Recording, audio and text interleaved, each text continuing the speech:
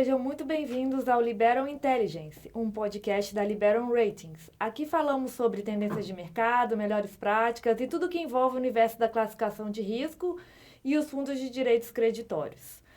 Hoje a gente vai falar sobre a tendência do mercado de FDICs. E como convidados temos o Décio Batista Santos, sócio fundador da Liberum Ratings, e o Diógenes Rocha, sócio e vice-presidente da Tercom Asset. Eu sou Juliana Schincariol, jornalista especializada em mercado de capitais e sócia da Ânima Comunicação e Governança, e vou conduzir essa conversa. Eu gostaria, em primeiro lugar, de agradecer os convidados aí, Décio, Diógenes, muito prazer, e obrigada por estar conosco aqui hoje. Obrigado vocês aí pelo convite. Então, para começar, queria que você falasse um pouco, Diógenes, sobre a Tercom, né? Como é que foi o início da gestora, como é que vocês decidiram entrar no mercado de FDICs, né? Que hoje a gente vê como, ativos em pleno crescimento, mas não foi bem assim desde o início, né? Eu queria que você contasse um pouco essa história. Legal. A Tercom começa com o Luiz Fernando Vasconcelos, que é o sócio majoritário e fundador da Tercom. Ele montou um dos primeiros FDICs que teve no mercado, que foi o BMG Consignados na época.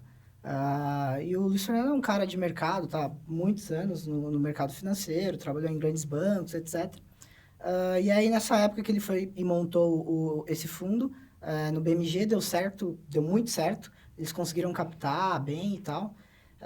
E aí, na época, ele viu que o FDIC se encaixava como uma luva para operações que a gente chama de empresas de factoring, que são conhecidas aí no mercado, principalmente por esse motivo. Ele começou a encontrar empresas de factoring que tinham potencial para se transformar em um FDIC, e aí ter um benefício tributário e também poder alavancar algum recurso com captação.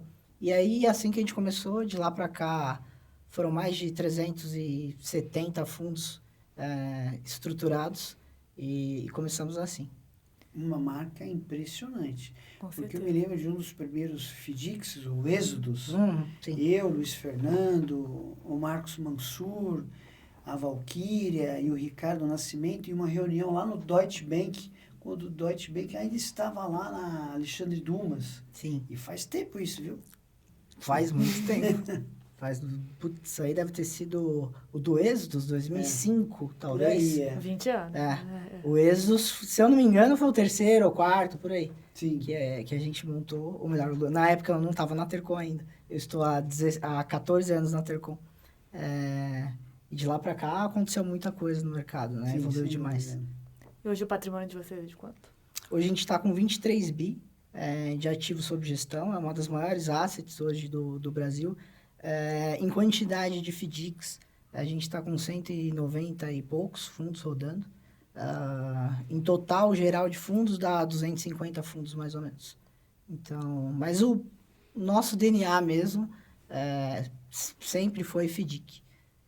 E aí, hoje, é uma empresa que tem... O mercado cresceu muito nesse período, né? A Tercom também evoluiu em patrimônio, acabou que a gente foi aprendendo a atuar em outros mercados, mesmo no crédito. Então, hoje, a Tercom é muito conhecida por ter os multicedente multisacado, mas a gente também tem fundos de risco sacado, a gente tem fundos que compram NPL, a gente tem fundos que fazem CCB, então tem fundos que compram recebível de cartão de crédito, e fundos de tudo quanto é tamanho. Então, tem um fundo lá hoje de 5 milhões, que em teoria é um fundo pequeno, e a gente tem fundos de 2,5 bi dentro dessa base.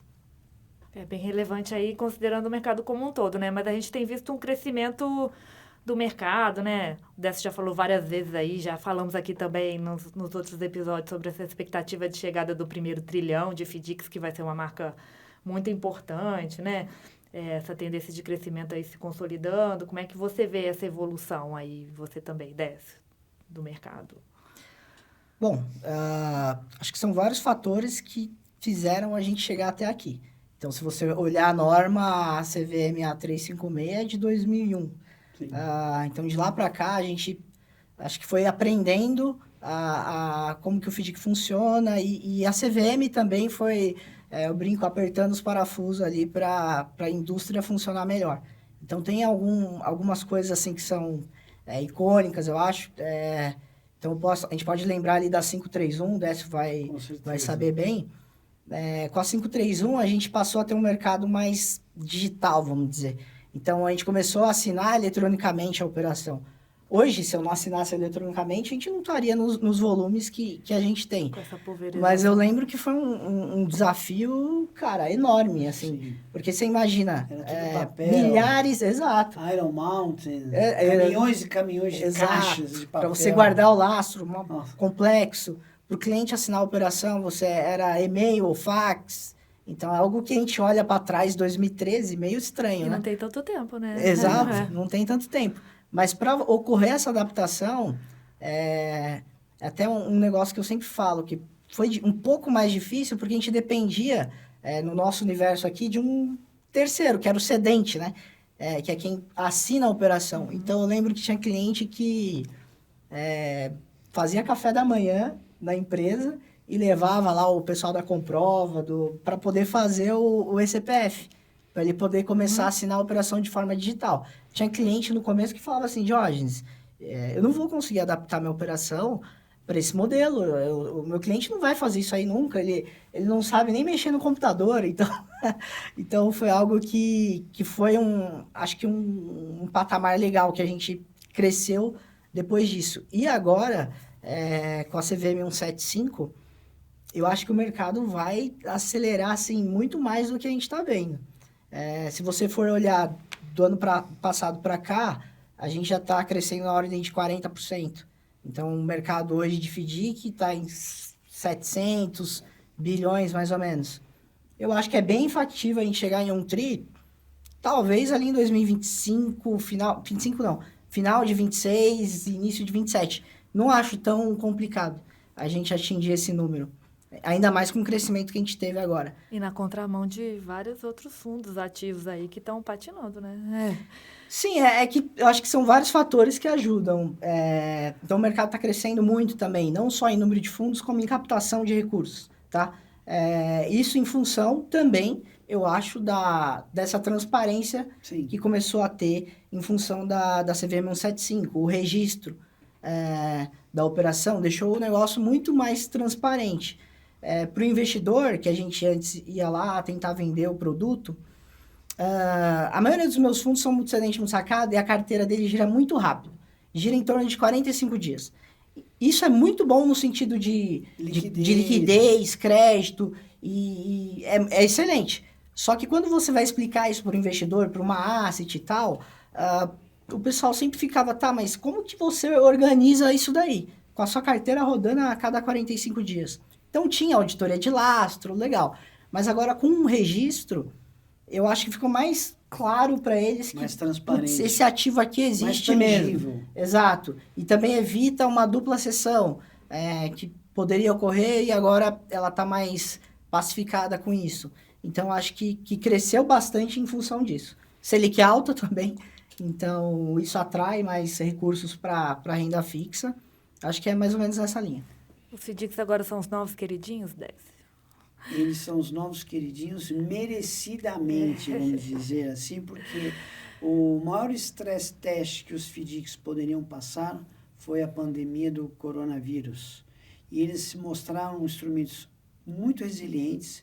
Em 24 meses de pandemia, eu já falei isso algumas vezes, mas vou falar uma vez mais. Não custa, né? Não custa lembrar que só teve um mês de rentabilidade negativa nas cotas subordinadas júniores, que foi abril de 21. Um único mês em 24 meses. Então, os FDICs já se mostraram resilientes, os FDICs têm crescido muito.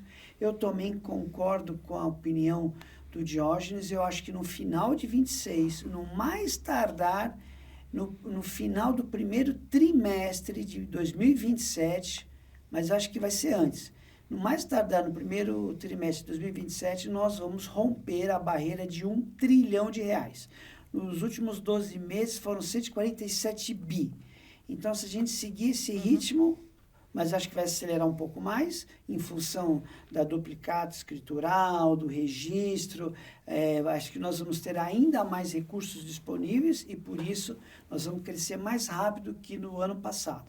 Eu acho que mais para final de 2026, outubro, novembro, acho que a gente consegue ultrapassar a barreira de R$ 1 trilhão. O Dinoz fez uma analogia muito interessante, né? Que a CVM foi apertando a máquina. Ela foi ajustando a regulamentação, permitindo avanços, como esse da parte de escrituração, né? Permitiu os ativos de forma digital. Isso é um conjunto. O mercado e a CVM foram trabalhando lado a lado e foram aprimorando o veículo. E o último novidade é a 175, que trouxe mais transparência, os registros que vão tornar ainda mais tangíveis os ativos dos FDICs. Então, tudo isso corroborou, né, para que o FDIC seja o investimento queridinho da vez, e será por um bom tempo. Haja vista que é um produto que tem transparência, segurança, e num FDIC você tem pelo menos 6 agentes, né? Nós temos o consultor, o gestor, o administrador, o custodiante, o auditor e a agência de rating.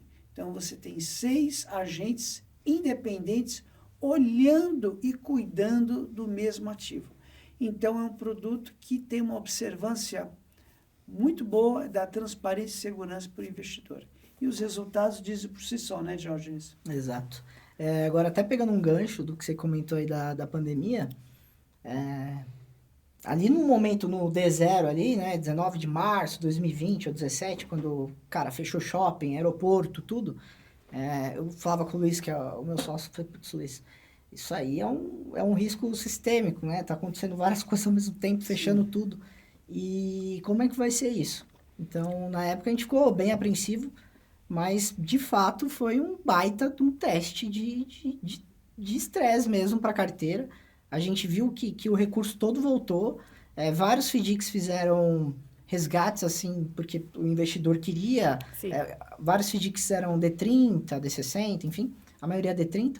E alguns, cara, queriam até devolver, a gente fala, a consultoria fazia caixa e queria devolver, porque não sabia como que estava o cenário. Como que seria dali para frente, e aí alguns desses perceberam que tinha algum mercado ali para operar, porque todo mundo ia continuar comendo, usando remédio, etc.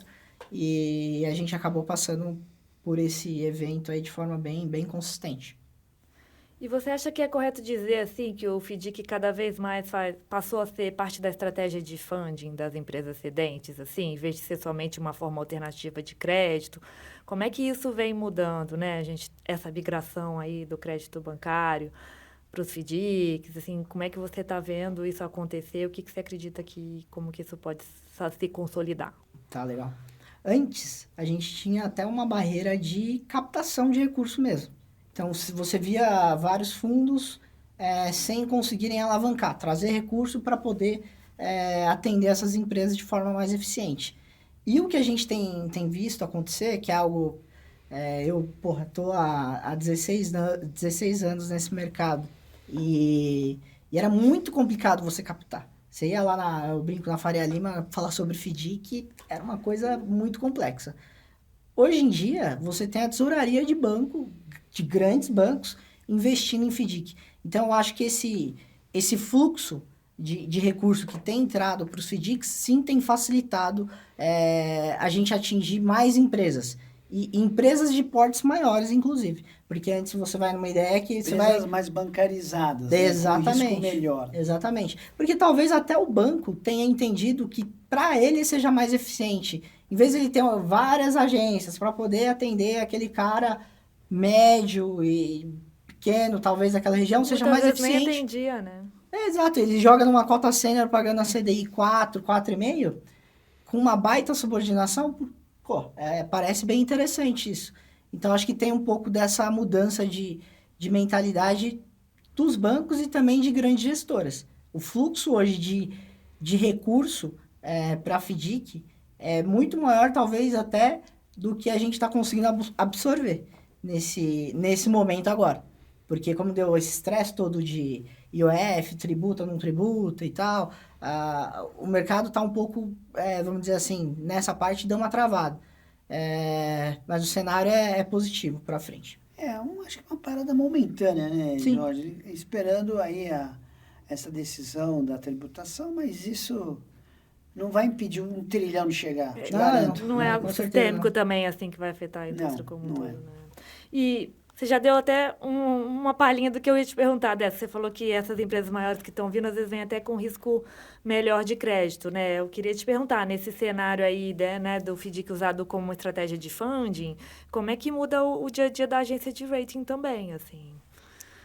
Sim, essa questão da resolução 175, que permite aos investidores, pessoas físicas, investirem diretamente em FDICs, naturalmente vai atrair um nicho de empresas junto com o registro, que vai tornar o lastro ainda mais tangível, vão atrair empresas cedentes que têm uma condição de bancarização muito melhor.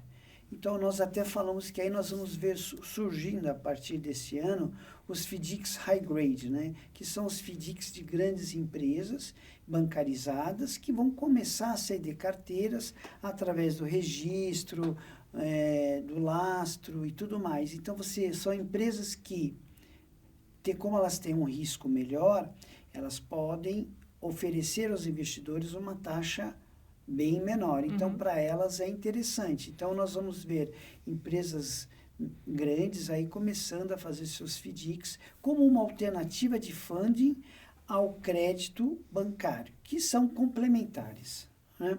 E para nós, como agência de classificação de risco, como a Liberum, que está preparada para esses grandes volumes, porque nós temos a nossa própria central de risco, que tem lá mais de 13 bilhões, mais de 500 mil sacados, isso para a gente é natural, é um movimento natural, é a evolução do mercado para empresas cedentes com melhor risco, oferecendo taxas menores aos investidores em proporção ao risco delas. Então, nós estamos preparados para esse movimento que vai começar a surgir agora no segundo semestre de 2025. Então, a gente já pode esperar agora no segundo semestre.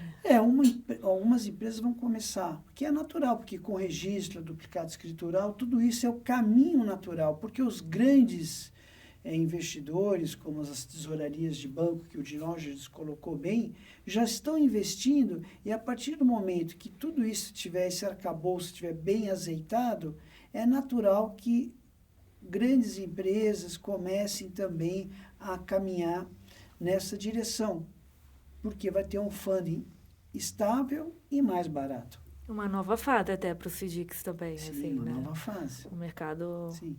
São fases complementares. O mundo atual não deixa de existir, mas novos entrantes, novos cedentes vão começar gradualmente a trilhar o mesmo caminho que corajosamente o Luiz Fernando lá atrás, na visão dele, né, teve essa visão, eles vão começar a vir também. E mais gestoras estão querendo entrar nesse mercado, né, Diógenes? Como é que diferencia, assim, quem consegue escalar no mercado de FDICs? Como é que você vê também essa concorrência aí? Eu acho que para um mercado que está em franca expansão, do jeito que está o FDIC, acho que é natural que vão ter mais players aí querendo atuar. Então, isso eu vejo de forma positiva. É bom para o mercado como um todo, para crescer e, enfim, conseguir absorver esse recurso que está vindo e tal.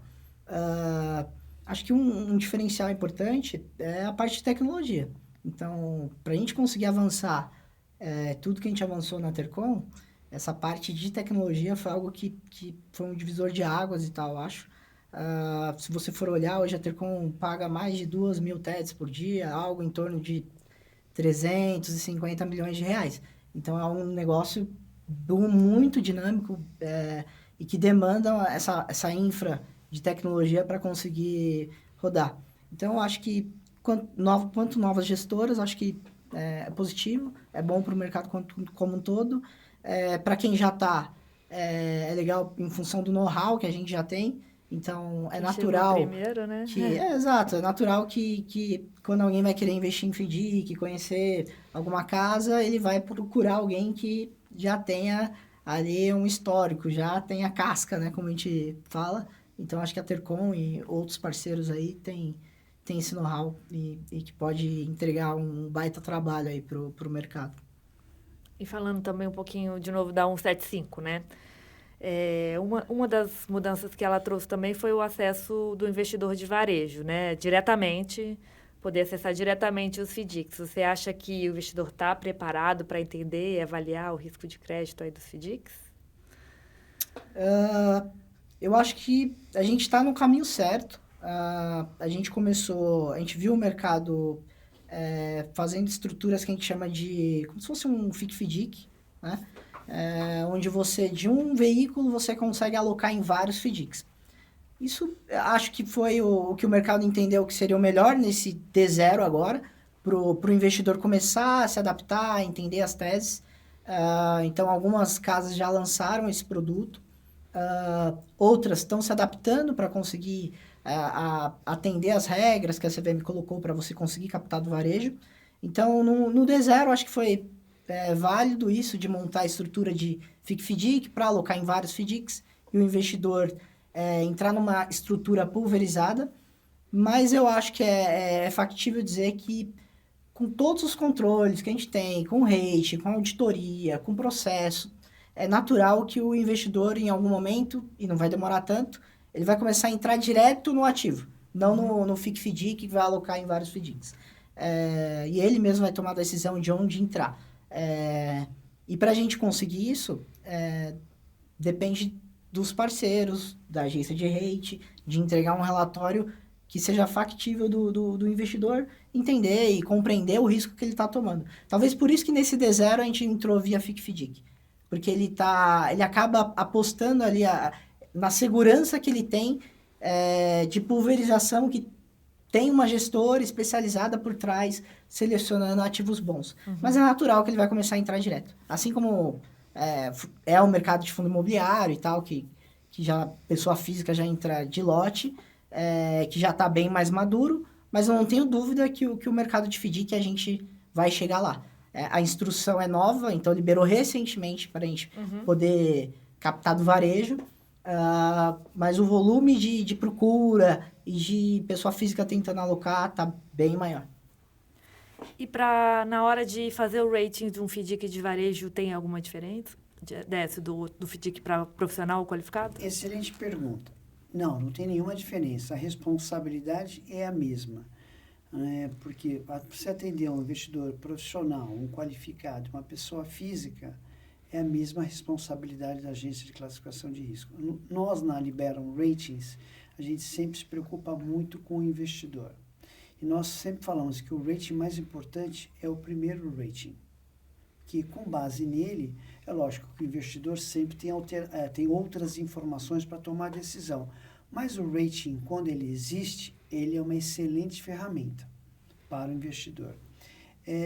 No caso da Liberum Ratings, nós sempre buscamos ter uma linguagem bem acessível, que ela possa falar com qualquer tipo de investidor. Porque normalmente já é uma sopa de letrinhas, mas o nosso objetivo é sempre deixar uma forma clara e transparente, para que qualquer investidor, pessoa física, qualificado ou profissional, tenha facilidade de entendimento. E nós procuramos sempre fazer um relatório, o inicial e o trimestral, rico de detalhes, para que as pessoas consigam entender. Então, nós não temos apenas o rating, a nota. Nós damos a nota e também fundamentamos de uma forma clara e objetiva, sem muitas terminologias difíceis de se compreender, o que representa aquele risco específico. Então, a gente sempre se preocupou com as pessoas físicas e também temos agora, recentemente, o lançamento da Liberum Science, que é justamente voltado para as pessoas físicas também poderem acessar as informações. Concordo plenamente com o Diógenes que, inicialmente, as pessoas vão entrar através dos FIC-FDICs, as pessoas físicas, e depois, com o tempo, elas vão investir naturalmente. Porque hoje, o investidor pessoa física, quando ele vai comprar uma ação negociada na B3, ele pode até comprar um fundo de ações, mas normalmente ele escolhe um papel que ele deseja, ele vai lá e compra o papel diretamente, a ação diretamente. E isso vai ocorrer naturalmente com os FDICs. Não tenho dúvida. Mesma coisa fundos imobiliários, né? Ele escolhe os A fundos, mesma monta a carteira coisa. dele, acompanha, estuda, analisa e com o FDIC a tendência Será seja a mesmo. mesma coisa, É. né? E acho que você falou uma coisa que é um ponto importante, assim, a importância da avaliação e do rating na educação do investidor Sem mesmo dúvida. também, né?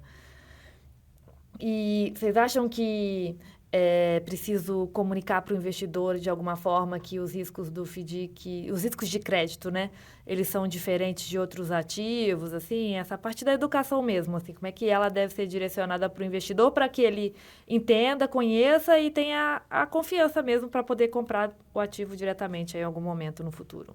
Sem dúvida. Eu acho que o FDIC ainda tem uma particularidade ali que é legal de você explicar, que é as estruturas de cotas, cota subordinada, que é a primeira a tomar o impacto em caso de inadimplência, depois a mezanino, depois a sênior. Então, isso eu acho que é legal de colocar para o investidor. Inclusive, isso foi testado ali na pandemia, né? Cota subordinada sofreu um pouquinho ali no começo com as provisões de PDD. Sim. Então, a gente tem que mostrar isso para o investidor de tal forma que ele entenda. Não é uma cota única que você vai ter no... Você até pode ter um fundo de cota única, mas a grande maioria desses que vão ao mercado, ele vai ter essa estrutura de cota subordinada, mezanino e sênior. E, no geral, o investidor sênior que entra na cota mais protegida, ele tem algo em torno de 30% a 40% de proteção, caso esse fundo comece a ter inadimplência. Então, quem vai perder primeiro é o subordinado mezanino. Isso eu acho que é um ponto importante da gente explicar. E também que tipos de ativos que ele vai ter ali dentro. O FDIC, ele pode ter múltiplos tipos de ativo. Duplicata, cheque, CCB, Sim. recebível de consórcio, enfim. Então, acho que é a gente colocar no material de divulgação que tipo de ativo que vai ter ali. E também os prazos. Então, o legal que eu acho de FDIC, em função desses múltiplos recebíveis que a gente pode colocar lá, a gente consegue fazer fundos de prazos mais curtos. Que eu acho que são esses que primeiro vão ao mercado, fazer rating e captar o recurso. Porque acaba que o investidor, a gente está fazendo essa comparação um pouco com o fundo imobiliário. O fundo imobiliário ele tem uma baita liquidez no mercado secundário, Sim. né? Então, você compra uma cota de fundo imobiliário, amanhã, se você quiser liquidar, você liquida, faz a venda. No mercado de FDIC, a gente não tem um mercado secundário de cotas que esteja tão evoluído. A gente até vai chegar lá. Uhum. Mas em função de ser novo, isso do investidor de varejo, acho que no começo a gente vai começar a captar via os fundos abertos, D30, que é um fundo que o investidor vai olhar e entender e também vai ver a porta de saída. Então, com D30 é um prazo que ele acha curto ali e que ele consegue, talvez, entender melhor os riscos e tal. Acho que é mais nessa linha. E essa maturidade vai ser uma coisa natural para essa migração para o FDIC, para investir em FDIC diretamente? Ou precisa acontecer alguma coisa que vai dar o clique aí nesse meio do caminho, assim?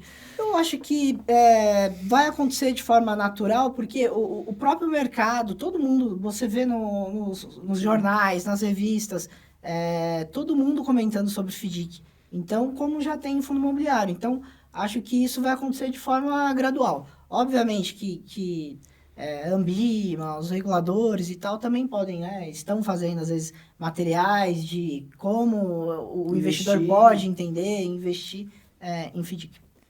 E a complexidade dos fundos estruturados também faz com que isso seja um pouco mais cauteloso, assim, essa entrada do investidor, você acha? A abertura, digo assim, né, do próprio mercado está criando produtos...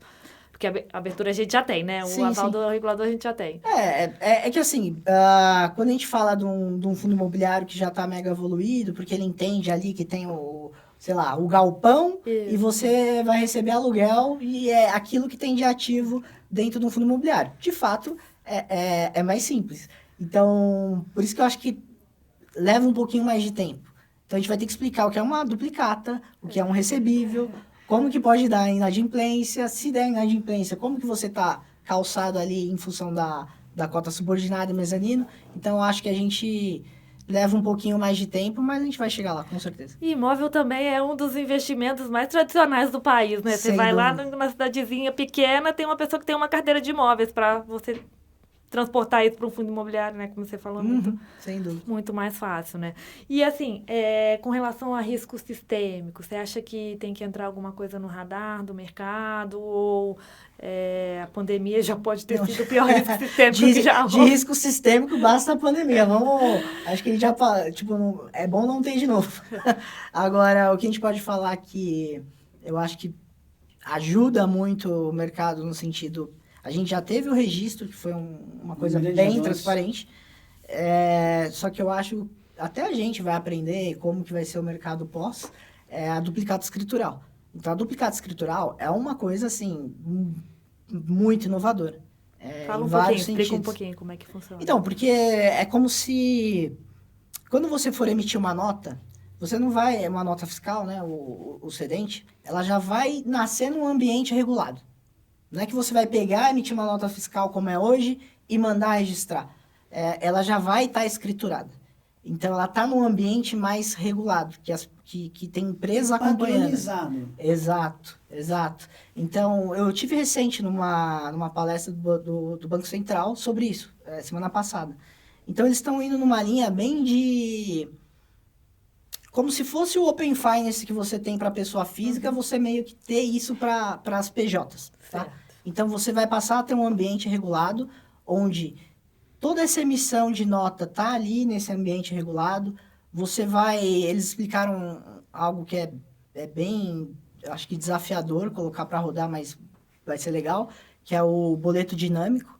Então, esse boleto dinâmico, isso daí é disruptivo, é muito diferente. Você imagina o seguinte, que hoje sobe um boleto para pagamento e a gente meio que concilia manual, que aquele boleto está vinculado a um título.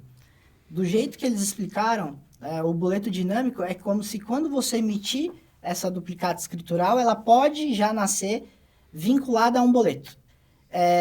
E o que isso, em teoria, resolve? O sacado, ele não vai mais se preocupar para quem ele está pagando. Ele está pagando aquele ativo que foi emitido. Está pagando aquela duplicata escritural. E aí, se o dono da duplicata a Juliano, o Décio, o Jorge, vai chegar o recurso onde tem que chegar. Acabou. É como se, nesse cenário, vamos supor que o mercado inteiro fosse nesse modelo, você meio que acaba matando um pouco a conta escrow, que fica no meio do caminho, cai e... Tipo, esse recurso já vai para quem comprou aquele recebível. Uma burocracia entendeu? menor. Exato. Então, é bem dinâmico. Então, eu acho que mil TEDs você faz por mês? Desculpa te interromper. Eu faço 20 mil TEDs. Isso vai ajudar em alguma coisa, né? Imagino eu. Sim, não. E de recebimentos aí, putz, é bem mais, né? Que é na ponta do sacado. E de boletos também. Enfim, é algo que acho que vai mudar bastante. Os cedentes também vão interagir mais, eu acho, com essas plataformas. Então, a gente vai precisar entender como é que vai ser isso. Mas eu acho que vai mudar bastante o mercado. Bastante. Para melhor. Para melhor, no sentido de informação, com certeza. Sim, mas segurança para os investidores. Se eu comprei aquele boleto, então automaticamente tem eu comprei aquela duplicata escritural que tem uma nota fiscal como origem e automaticamente quando eu comprar, o domicílio já passa a ser o meu, não mais do cedente. Então isso é mais segurança, mais transparência, mais velocidade e mais recurso. Sem dúvida. Quanto mais transparente o mercado ficar e no sentido de você ter segurança que o ativo existe, aquela coisa, a tendência é os FDICs também começarem a captar um pouco mais barato, né? Uhum. Porque hoje a gente capta CDI 4, 5, a tendência se a coisa ficar mais transparente, mais segura, a tendência é você captar um pouco mais barato. Sim. Ou alavancar mais, talvez. Eu acho que vai acontecer as duas coisas. Vamos alavancar mais os FDICs, porque vai permitir, e também vai pagar um prêmio menor aos investidores, porque vai ter mais transparência. Tudo isso graças ao esforço do Banco Central na escrituração das duplicatas e da CVM com a resolução 175. Você vê que os dois reguladores atuando de forma diferente estão ajudando o mercado a crescer de uma forma consistente. Sim, perfeito. E mais produtos também, né? Sim. Para o investidor, que é importante, né? Né? Pode ter vários ali mais ou menos semelhantes, você vai ter mais opções ali para ele poder escolher, né? Isso Com é certeza. fundamental, é muito legal de estar acontecendo agora, né? A gente tem esse dever social também, vamos dizer assim, de entregar bons produtos. Não, e para o investidor pessoa física, a possibilidade de investir em FDICs, hoje, no começo, concordo com o Diógenes, através de FIC e FDIC, ao longo do tempo isso vai mudar naturalmente, ele vai começar a capturar ganhos que antes ele não tinha condições de fazer. Então fica até mais democrático o mercado de capitais, fica mais democrático, onde qualquer pessoa pode colocar sua poupança e ter um recurso, uma resposta de investimento, né? Um rendimento maior do que tinha antes. Então, de certa forma, tem até uma distribuição de riqueza. E até uma estratégia previdenciária, você já falou sobre isso. Justamente. Quando as pessoas físicas investirem diretamente em FDICs, né, elas podem até fazer um planinho de previdência, porque as taxas de gestão e administração serão infinitamente menores do que os planos de previdência, e com resultados bem maiores. Você acha, Diógenes, concorda? Eu concordo perfeitamente. Acho que é o que o Décio falou, você acaba dando mais opções pro investidor. E num ativo seguro, Sim. que não tem tanta oscilação ali, né? A gente por estar conversando mais com vários tipos de casa ali e tal, que alocam na Tercom, você não ter muita oscilação nessa cota é algo que traz muita segurança para eles e é algo bacana. E sobre a alta da Selic, né? Você falou ali rapidamente sobre a Selic hoje 15%, né? Assim, um patamar super alto, mas já teve em 2%, né? Recentemente, faz pouco tempo. Como é que você vê, assim, a evolução dos FDICs? A gente não está falando em baixa da Selic no momento, né? Mas, sim. Eventualmente, isso pode acontecer. Assim, como é que o FDIC ele se comporta num patamar menor de juros? E agora, com essa taxa, assim, você acha que a atratividade compromete muito? Assim, obviamente que atrai o investidor, mas chega um patamar da alta da Selic também que começa, né? Quem é que vai querer pagar? Às vezes você tá esticando a corda demais, Isso, vamos dizer assim, tá? Então, obviamente, Selic a 15, como a gente está hoje, não é algo que seja tão bom no sentido da coisa como um todo.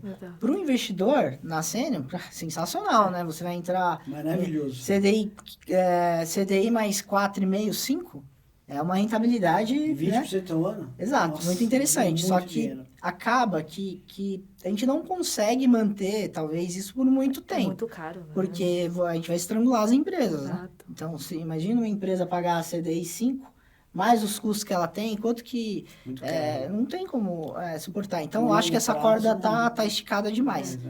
Tem vários fatores, né? A gente não precisa entrar aqui porque está em 15, mas talvez está esticada demais. Eu acho que Brasil é país de 10, 12, tá bom para todo mundo que a gente consegue seguir, tá? Então, acho que é isso. Tá, e quando o Selic estava lá nas mínimas históricas, assim, para o FDIC, afeta de alguma forma? É que a maioria dos meus fundos lá, como eu comentei anteriormente, a carteira gira muito rápido, a gente meio que vai conseguindo calibrar isso daí. É claro que, é até legal a sua pergunta, há uns anos atrás a gente não fazia muito essa parte de captação, tá? A gente começou justamente nessa época, quando a Selic foi a 2,75, acho, por aí. O que acontecia? Aquele meu cliente que não captava recursos, que tinha, sei lá, 50 milhões dele lá, rodando só com capital próprio, ele não via a cota subordinada dele rentabilizar tão bem. E aí foi nesse momento que eles começaram a querer acelerar mais a parte de captação de recursos. Captar um pouquinho mais barato, para a cota dele subordinada poder começar a dar 20%, 30% ao ano. Então, o que eu poderia trazer dessa época, que quando a Selic foi muito lá para baixo, é que a gente começou a querer acelerar a parte de captação para a cota subordinada dar um pouco mais de resultado, tá? E agora, nessa parte de Selic alta, qual que é o desafio? Eu capto a CDI 4,5, 5, mas cada vez fica mais difícil você colocar esse recurso no mercado, repassando essas taxas pro cedente, entendeu? Então, fica uma conta muito mais complicada nesse patamar de taxa. Então, por isso que às vezes Se continuar esticando demais, pode acontecer o quê? Eu diminuir o fluxo de captação de recurso porque eu não estou conseguindo repassar na ponta. Porque a empresa não... Cara, ou ela não consegue pagar, ou o crédito dela vai ficar tão ruim que nem eu quero dar recurso para ela, entendeu? Acho que é mais ou menos nessa linha. Tá ótimo, gente.